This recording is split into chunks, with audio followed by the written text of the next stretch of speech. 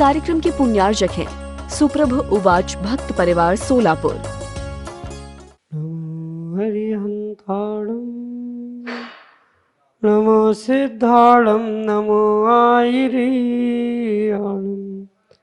नमो अज्जायाणं नमो लोईशवचाणं।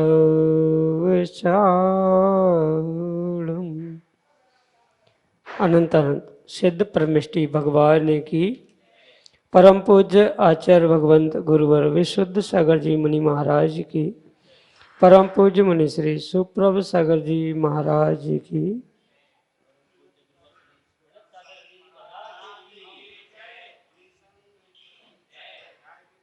समीचीन विकल्पों का सम्यक समाधान, सम्यक ज्ञान की वह अनूठी विधा जिसके माध्यम से हम सभी अनेकानेक समीचीन विकल्पों का सम्यक समाधान परम पूज्य मुनि श्री सुप्रभ सागर जी महाराज के मुखारबिंदु से प्राप्त कर रहे हैं, जो कि हमारे ज्ञान को सम्यक की ओर ले जाने वाला है।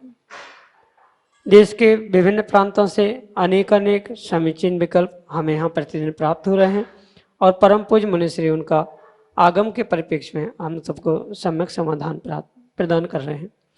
प्रारंभ करते हैं आज का सम्यक समाधान और आज के पहले विकल्प के लिए जय श्री अग्रवाल परम पूज्य मुनि श्री के चरणों में बारंबार नमोस्तु निवेदित करते हुए अपना समीचीन विकल्प रख रहे हैं कि आप सभी भगवान मुनि के प्रवचन टीवी या फोन में सुनना क्या स्वाध्याय ही है? टीवी में सुनने से वो हमारी कर्मों की निर्जरा का साधन बन सकता है क्या? हमारे समीचीन विकल्प का सम्यक समाधान करने की अनुकंपा करें। नमोस्तु महाराज जी, नमोस्तु।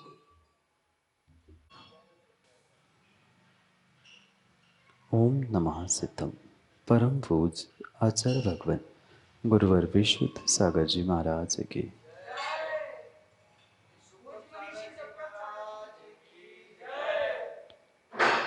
आगम में स्वाध्याय के 5 प्रकार आचार्य भगवंतों ने बताए और उन 5 प्रकार के स्वाध्यायों में धर्मोपदेश एक स्वाध्याय है। धर्मोपदेश का मतलब ही प्रवचन, उपदेश आदि सुनना, ग्रहण करना और करना भी। कोई मुनिराज आचार्य भगवंत प्रवचन कर रहे हैं तो वह उनके लिए भी स्वाध्याय है और जो जीव उनको सुन रहे हैं वह भी स्वाध्याय की ही कोटि में आता। भले ही प्रत्यक्ष उनके सामने बैठकर सुनना हो या परोक्ष रूप से कहीं टीवी, मोबाइल या अन्य साधनों से उनके प्रवचनों को सुनकर वह आत्म कल्याण की भावना को जागृत करना, सभी पर अभिप्राय वह आत्मा के कल्याण का ही होने से उसे स्वाध्याय कहने में कहीं से कहीं तक दोष नहीं। भले ही आधुनिकता के निमित्त से वह समय और कार्य व्यवस्थाएं साधन बदले हैं, पर वह स्वाध्याय की ही कोटि में आएगा। और विषमता होने के कारण, जैसे अभी कोरोना में आप मुनिराजों के पास आदि पहुंच नहीं पा रहे थे और उस समय पर टीवी या मोबाइल आदि के द्वारा आप जो जिनवाणी का यानी प्रवचन आदि का लाभ ले रहे थे, वह परिपूर्ण रूप से स्वाध्याय है और कर्मों की निर्जरा करने के लिए नियम से निमित्त बन सकता है। पर ये भी समझे कि वो निमित्त है, वह हमारे भाव सुनने के नहीं है, समझने के नहीं है, ठीक करने के नहीं है, तो किसी भी प्रकार से वह हमें पुण्यवर्धक या कर्मों की निर्जरा, पाप की निर्जरा करने के लिए कार्यकारी नहीं हो सकता। पर वर्तमान की परिस्थिति और भौतिकता, समय का अभाव आदि सब कुछ समझते हुए इन भौतिक साधनों से जो हम जिनवाणी का श्रवण, धर्मोपदेश का, जिन प्रवचन आदि का ज्ञान प्राप्त करने का पुरुषार्थ टीवी, मोबाइल के माध्यम से कर रहे हैं, वह स्वाध्याय की ही कोटि में आएगा। धर्मोपदेश नाम के और नियम से अच्छे भावों के साथ, विशुद्धि के साथ सुना है तो कर्मों की, पापों की निर्जरा करने के लिए भी साधन बन सकता है। यही आपके लिए सम्यक समय। अगला समीचीन विकल्प बानपुर उत्तर प्रदेश से सीनू जैन परम पूज्य मुनि श्री के चरणों में बारंबार नमोस्तु निवेदित करते हुए अपना समीचीन विकल्प रख रहे हैं कि महाराज जी कहते हैं कि मुसीबत के दिन में भगवान को याद करना चाहिए, पर अगर हमें किसी ऐसे अपने की ज़रूरत हो जो हमारे साथ नहीं है, तब हमें क्या करना चाहिए? हमारे समीचीन विकल्प का सम्यक समाधान करने की अनुकंपा करें। नमोस्तु महाराज जी, नमोस्तु।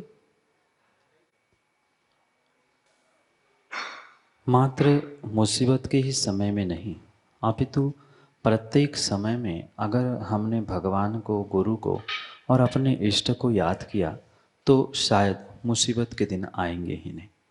और माना कि तीव्र पाप कर्म के उदय से मुसीबत के दिन आ भी गए, तो भी अगर हम उन मुसीबत के दिनों को या मुसीबत के दिनों में अपने आप को संभालने के लिए सच्चे देवशास्त्र गुरु के बारे में सोचेंगे, उनके बारे में चिंतन करेंगे या उन्हें याद करेंगे, तो नियम से पापों की निर्जरा होना संभव है।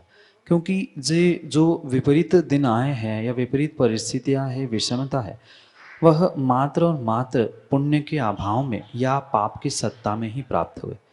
और उस पाप को, असता को हम ठीक नहीं कर पा रहे हैं, यानी उस मुसीबत के दिनों में अपने परिणामों को नहीं संभल पा रहे हैं, दुख कर रहे हैं, शोक कर रहे हैं, तो पुनः आने वाले समय के लिए हमने दुख और असता को ही आश्रवित किया।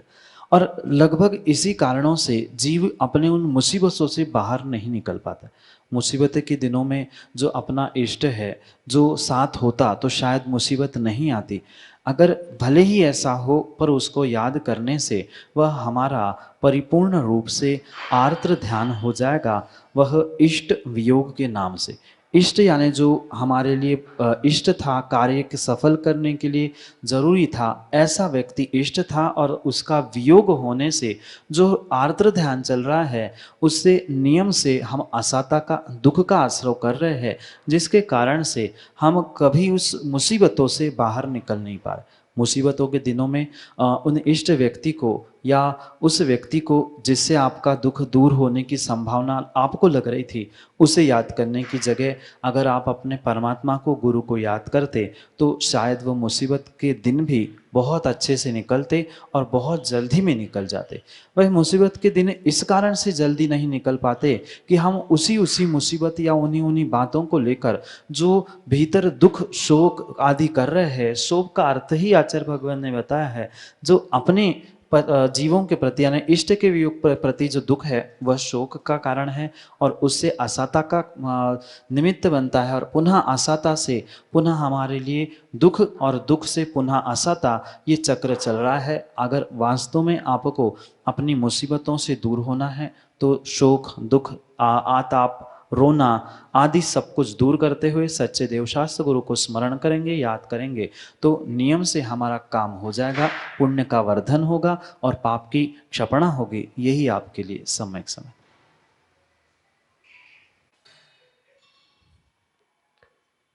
श्रीमती आरती जैन, बाहुबली कॉलोनी, सागर, मध्य प्रदेश से परम पूज्य मुनिश्री के चरणों में बारंबार नमोस्तु निवेदित करते हुए अपना समीचीन विकल्प रख रहे हैं कि महाराज जी, 16 कारण भावनाओं में से 5वीं भावना संवेग भावना, अर्थात संसार से भयभीत रहना।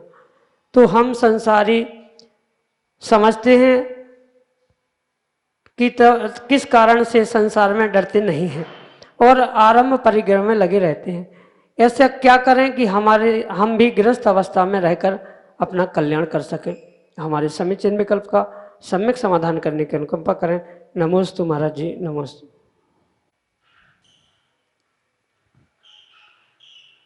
मात्र 16 कारण भावना में ही संवेग का वर्णन नहीं है, अपितु लगभग सभी आगम ग्रंथों में उस प्रथमानियोग, द्रव्यानियोग के कारण या उन अनियोगों के ग्रंथों में हमें इस विषय में यानी संवेग आदि के विषय में बहुत अच्छे दृष्टांतों के साथ संसार से भयभीत होने की बात आचार्यों ने कही।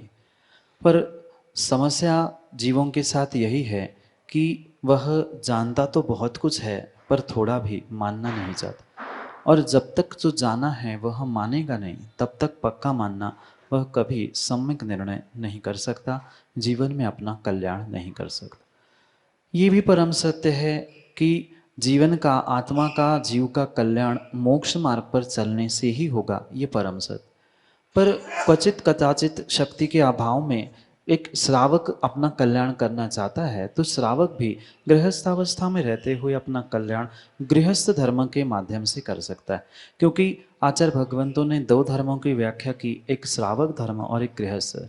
जो गृहस्थ धर्म का पालन करने वाले यानी प्रतिमाधारी आदि होते हैं, उन प्रतिमाओं को ग्रहण करने से पहली दूसरी आदि 11 प्रतिमाओं का क्रम क्रम से धारण करना आदि आदि के निमित्त से हम आत्म गृहस्थावस्था में आत्मा का कल्याण करने की भावना भी भा सकते हैं। और सच्चे भावों से अगर हमने उन क्रियाओं को किया भी है तो नियम से हम अपने आत्मा का स्वयं का कल्याण कर सकते हैं।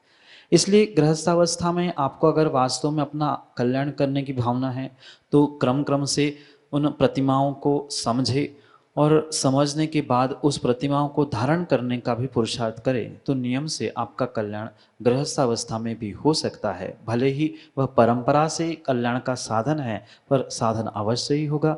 और उस साधनों को यानी प्रतिमाओं को, पहली दूसरी आदि प्रतिमाओं को, श्रावक धर्मों को उतना भी अगर ग्रहण करने की शक्ति नहीं है तो कम से कम श्रावक के 8 मूल गुणों को धारण करते हुए अगर हमने सच्चा निर्णय किया है, भावना भाई है, तो अपने आत्मा के कल्याण के मार्ग पर हम अवश्य ही बढ़ सकते हैं। कम से कम अष्टमूल गुण और उत्कृष्ट से उत्कृष्ट प्रतिमाओं को धारण करना, इस प्रकार से श्रावक भी गृहस्थावस्था में भी अपने कल्याण की बात सोच सकता है। उसी प्रकार से सोचकर आप अपना कल्याण करें, यही आपके लिए सम्यक समाधान। अगले समीचीन विकल्प के लिए हमारे सामने है मोदी चक्रेश कुमार जैन, गुरसराय उत्तर प्रदेश से, अपने समीचीन विकल्प के साथ। महाराज जी नमोस्तु नमोस्तु नमोस्तु महाराज जी। महाराज जी, आज आपने सुबह वो संस्कार जो किए थे उसमें एक प्रश्न बच्चों को एक सूत्र दिया था 5वें नंबर का कि कुदेव कौन है।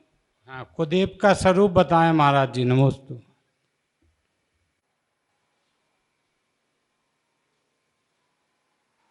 जो आज उपनयन संस्कार को बहुत सारे भव्य जीवों ने, युवाओं ने प्राप्त किया, वहाँ पर जो सम्यक को प्राप्त करने के लिए अभिमुख है, ऐसे उन युवाओं ने मिथ्यात्व का त्याग किया। और जो आपने नियमावली के विषय में भी कहा कि वहाँ पर जो मिथ्यात्व का त्याग कराया है, वहाँ पर कुदेव को गुरु और कुशास्त्र आदि का त्याग रूप मिथ्यात्व का त्याग दिया। अभिप्राय यही है, जो आगम में देवों का स्वरूप बताया है उसे समझने की आवश्यकता है। आचार्य भगवंतों ने 4 प्रकार के देवों की व्याख्या की। एक देवाधिदेव जो अरिहंत देव कहलाते हैं, वह हमारे लिए पूजनीय वंदनीय है और सबसे श्रेष्ठ होने से वे ही हमारे लिए परिपूर्ण रूप से देवाधिदेव अरिहंत देव की कोटि में आने वाले। दूसरे नंबर के जो देव है वे चतुर्निकाय के देव, जो स्वर्ग में या भवनवासी, व्यंतर, ज्योतिष और कल्पवासी, इस प्रकार से जो चतुर्निकाय के देव हैं वे दूसरे कोटि में दूसरे प्रकार से आने वाले वे सामान्य देव कहे गए। तीसरे जो अदेव है, यानी बहुत सारे जीव जो पत्थर को या ताले को, जिसमें देवत्व है ही नहीं है, जीवत्व ही नहीं, जीव ही नहीं है, ऐसे उन वस्तुओं को, जैसे कि जैसे कहा कि ताले को पूज रहे हैं, चिंदी को पूज रहे हैं, कहीं पत्थर को जिसमें कोई आकार नहीं, कुछ नहीं, ऐसे देवत्व नहीं होने पर भी देव मानने वाले वे अदेवपना है या वह अदेव कहलाते। और जो विपरीत अवस्था को प्राप्त है उन्हें कुदेव कहा है।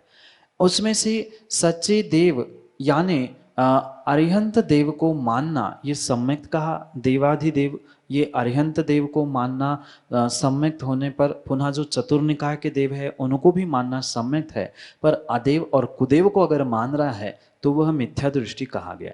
कुदेव का स्वरूप हम इस प्रकार से समझ सकते हैं, जो मात्र शस्त्र अस्त्र लिया हुआ ही कुदेव नहीं है, अपितु जो देवत्व से देवत्व यानी इंसान रूप या चतुर्निकाय के देवों की अवस्था को प्राप्त होने पर भी उनकी विपरीत अवस्था को जो ग्रहण किया गया है वह कुदेव है। देव जो 4 प्रकार के हैं उसमें कुप्रत्यय लगते, विपरीत प्रत्यय लग के वहां कुदेव ये संज्ञा प्रारंभ होती।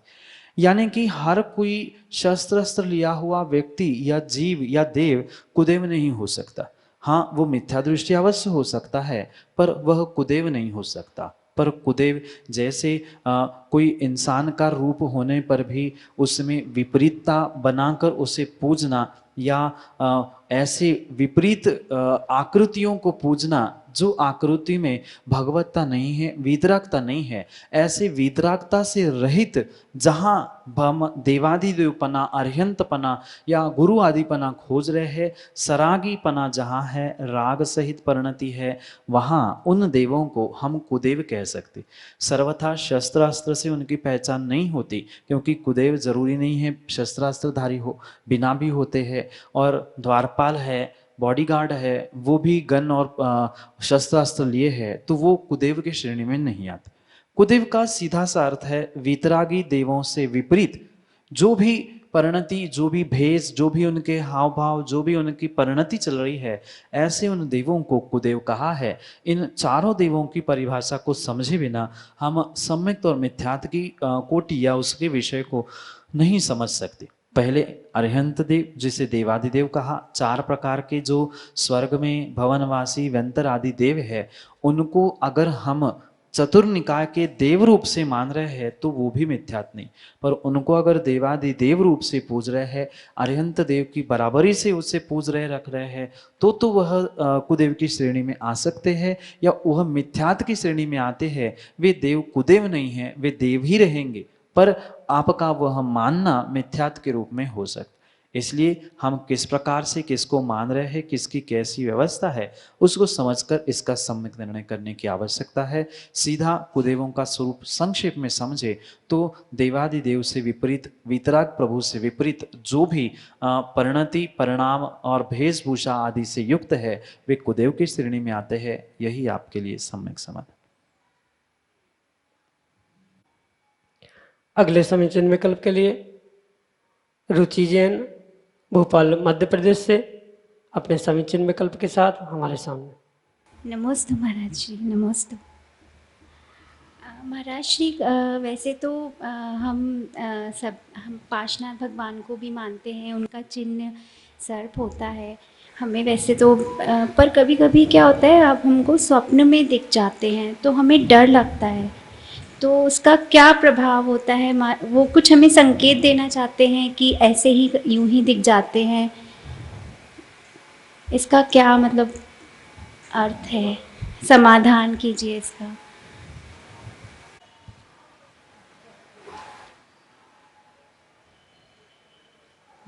पहली तो बात, स्वप्न के बारे में हमें ये समझनी होगी, जो हमारे सुप्त ज्ञान में या सुप्त मन में जो चिंतन चलता है, विचार चलता है, वही हमारे स्वप्न में दिखने लगता है। और ज़रूरी नहीं है कि प्रत्येक स्वप्न का फल हमें प्राप्त हो। जो हमारे भविष्य में आने वाले कार्य है, उसके लिए एक संकेत भूत, निमित्त भूत ये स्वप्न कथनचित कभी कभी हो सकते, कभी कभी। और कथनचित में इसलिए कह रहा हूँ, स्वप्न का कौन से दिन में देखना, मतलब कितने समय में, कौन से नक्षत्र था, कौन सा वार था, कौन सा समय था, प्रहर क्या था, आदि सबसे ही उसका गणित लगाते हुए निर्णय किया जाता है कि ये शुभ रूप है कि अशुभ रूप है। क्योंकि सभी विपरीत कार्य दिखने वाले आपको विपरीत रूप से फलीभूत हो ऐसा जरूरी नहीं है। कुछ नक्षत्र और कुछ मुहूर्त में कुछ समय पे विपरीत देखा गया, यानी कुछ अहित होते हुए देखा गया है, पर वह फल अगर विपरीत देने वाला है तो आपके लिए सुहित भी हो सकता है। इसलिए इस बात का विकल्प आप ना करें कि क्या होने वाला है, क्या है। ये सामान्य रूप से संकेत है कि आने वाले कुछ घटनाओं क्रम के लिए ये संकेत रूप हो सकते, पर हमने अगर प्रभु का नाम लेते हुए उन संकेतों को पुण्य रूप परिवर्तित करने की शक्ति रखी, तो नियम से हम अपने आप को या अपने आने वाले उन संकटों को दूर करने की शक्ति रख सकते। ये भी जरूरी नहीं है कि प्रत्येक समय दिखने वाला सर्प आपके लिए परिपूर्ण रूप से विपरीत फल देने वाला हो, क्योंकि बहुत गहराई से और बहुत लंबी चौड़ी चर्चा आचार्य भगवंतों ने इस स्वप्न के फल के विषय में की गई है। और सर्प को कब देखा, कैसे देखा, वह कहाँ पर बैठा था, क्योंकि ये भी परम सत्य है। वही सर्प अगर आपके पैरों के पास पहुंच देखा है तो उसका विपरीत फल कहा है। वही सर्प आपके सर के पास पहुंचकर वह आपको डस रहा है कि ऊपर खड़ा है, क्या कर रहा है, आदि अनेक रूप उसके अनेक प्रकार से फल कहे गए हैं। पर ये भी परम सत्य समझे कि इस विषय में आप विकल्प ना करें कि आहित होना है कि क्या होना है। जैसे आप ही ने कहा पारसनाथ भगवान का स्वयं का ही चिन्ह है, तो हम तो अगर विकल्प भी हो रहा है तो एक आध पारसनाथ भगवान की माला फेर ले, भगवान को पारसनाथ को स्मरण कर ले, तो नियम से हमारा पुण्य भी बढ़ेगा और अगर कुछ अहित होने की संभावना भी थी तो पुण्य से वो टल भी जाएगा। इसलिए उसका विकल्प ना करें, क्योंकि अगर वही विकल्पों में जिएंगे तो ये पक्का है जो नहीं होने वाला ही भी है वो भी कथनचित कभी कभी हो सकता है। क्योंकि हमारे भाव, हमारा अभिप्राय जैसा रहता है वैसे ही कार्य हमारे जीवन में घटित होता है। इसलिए आप निर्विकल्प होते हुए वह भले ही स्वप्न आते रहे, और अगर आपको ज्यादा ही विकल्प हुआ पारसनाथ भगवान की, चिंतामणि पारसनाथ या जिस भी भगवान पारसनाथ भगवान की या 24 तीर्थंकर में से किसी भी भगवान की आपने माला फेर ली, नमोकार की भी माला फेर ली, तो वह पुण्य में परिवर्तित होते हुए वह हमें सुफल रूप ही फलित हो सकता है। क्योंकि भगवान की भक्ति से सब कुछ अच्छा हो सकता है, होता ही है। इसलिए आप विकल्प रहित होकर उसको भी उस स्वप्न के फल को और विपरीत करते हुए पुण्य रूप भी उसे प्राप्त कर सकते हैं। यही आपके लिए सम्यक समाधान। श्रेयांश जैन, सागर, मध्य प्रदेश से अगले समीचीन विकल्प के लिए हमारे सामने। मुनिद्वय की श्री चरणों में त्रैवार नमोस्तु। महाराज जी, मेरा विकल्प है कि आजकल सभी बच्चे ज़्यादातर और सभी लोग ट्रेडिंग मार्केट में, स्टॉक मार्केट में ट्रेडिंग करते हैं, तो क्या ये जुआ के अंतर्गत आता है? इस विकल्प का सम्यक समाधान प्रदान करें। नमोस्तु महाराज। आगम दृष्टि और व्यवहार दृष्टि दो दृष्टियाँ होती। व्यवहार दृष्टि से आज व्यक्ति कुछ भी कहे कि वो तो एक बिजनेस है, व्यापार है या एक जीवन जीने की पद्धति है, ऐसे अनेक बहुत सारे व्यवहार से तर्क दिए जाते हैं। पर आगम से अगर परम सत्य बात को समझे तो जहाँ भी वह फ्लक्चुएशन है पैसे आने में जाने में, वह परिपूर्ण रूप से एक अपेक्षा से जुआ की ही श्रेणी में आने वाला कार्य। क्योंकि चाहे वह कमोडिटी मार्केट हो, शेयर मार्केट हो या स्टॉक एक्सचेंज आदि कोई भी स्थान हो, जहां फ्लक्चुएशंस है, जहां आय का निर्धारण पक्का नहीं है, वह परिपूर्ण रूप से जुआ या सट्टा के ही श्रेणी में आता है। क्योंकि ये आगम में आचार्य भगवंतों ने स्पष्ट उल्लेखित किया है कि जिसका कोई निर्धारण नहीं है कि मुझे 2 घंटे बाद इतना ही मिलने वाला है या कल क्या होगा, इसका कोई सर्टेनिटी वहां पे नहीं होने के कारण से, उस अनसर्टेनिटी के कारण आचार्य भगवंतों ने उसे जुआ के श्रेणी में कहा है। साक्षात जो जुआ खेलना है वो तो जुआ है ही, पर कथनचित वह उसी मार्ग पर ले जाने वाला होने से उसे आचार्य भगवंतों ने जुआ कहा है। इतना ही नहीं, वर्तमान में जो बहुत सारे धार्मिक आयोजनों में, धार्मिक स्थलों में जो अनेक प्रकार की, वह भिन्न भिन्न प्रकार की, जैसे वो एक टिकट की प्रतियोगिता आती है जिसमें पैसे देकर टिकट लिए जाते हैं और उसमें फिर इनाम आदि, कोई भी इस प्रकार की अगर स्पर्धा चल रही है तो पैसे को देकर वह जुआ की ही श्रेणी में आएगा। बहुत सारे ऐसे भी जीव है जो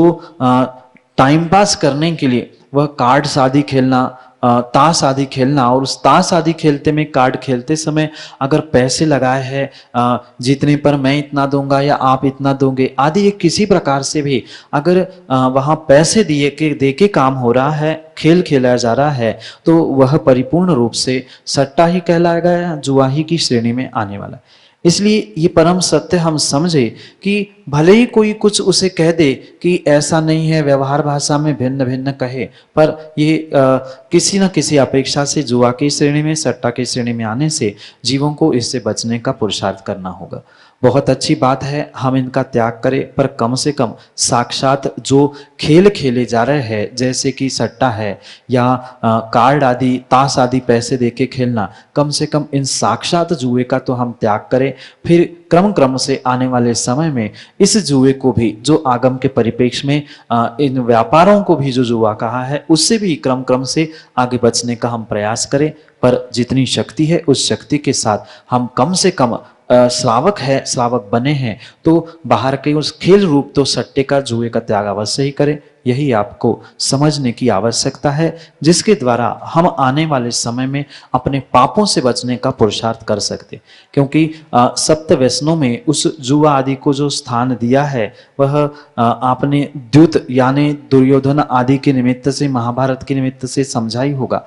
वह परिपूर्ण रूप से वैसा जुआ तो जुआ है ही, पर कुछ अंशों में वह भी जुआ की श्रेणी में आने वाला स्टॉक एक्सचेंज, कमोडिटी मार्केट आदि सब कुछ होने से प्रयास श्रावकों को यही करना चाहिए कि वह छोड़ दे। कम से कम इतनी तो सीमा कर ले, इतने वर्ष के बाद, इतने समय बाद हम इसको भी छोड़ देंगे, इतना भी संकल्प करेंगे तो हम उतने समय बाद तो पापों से बचे। ये भीतर का निर्णय भी श्रावकों को करना होगा। यही आपके लिए सम्यक समाधान। जय जिन बंधु, आप हम सभी लाभ ले रहे थे समीचीन विकल्पों का सम्यक समाधान इस लोकप्रिय कार्यक्रम का। 8707548811 यह व्हाट्सएप का नंबर है। इस पे आप अपने विकल्प हमें ऑडियो रूप से या लिखित रूप से हम तक पहुंचा सकते हैं। सम्यक.समाधान@gmail.com यह ईमेल आईडी है, इस पे भी आप अपने विकल्प भेज सकते हैं। यह सम्यक समाधान लोकप्रिय कार्यक्रम पारस टीवी के माध्यम से दोपहर को 4 बजे प्रसारित होता है। सम्यक समाधान 5:13 पे सुप्रभुवाद चैनल पे भी प्रसारित होता है। आप सुप्रभुवाद चैनल को सब्सक्राइब करें एवं बेल आइकन को जरूर प्रेस करें ताकि आपको इस कार्यक्रम के नोटिफिकेशन प्राप्त हो। मुंशी के चरणों में बारंबार नमोस्तु करते हुए आज के इस सम्यक समाधान कार्यक्रम को यहीं पे विराम देते हैं। नमोस्तु नमोस्तु नमोस्तु। इस कार्यक्रम के पुण्यार्जक हैं सुप्रभ उवाच भक्त परिवार सोलापुर।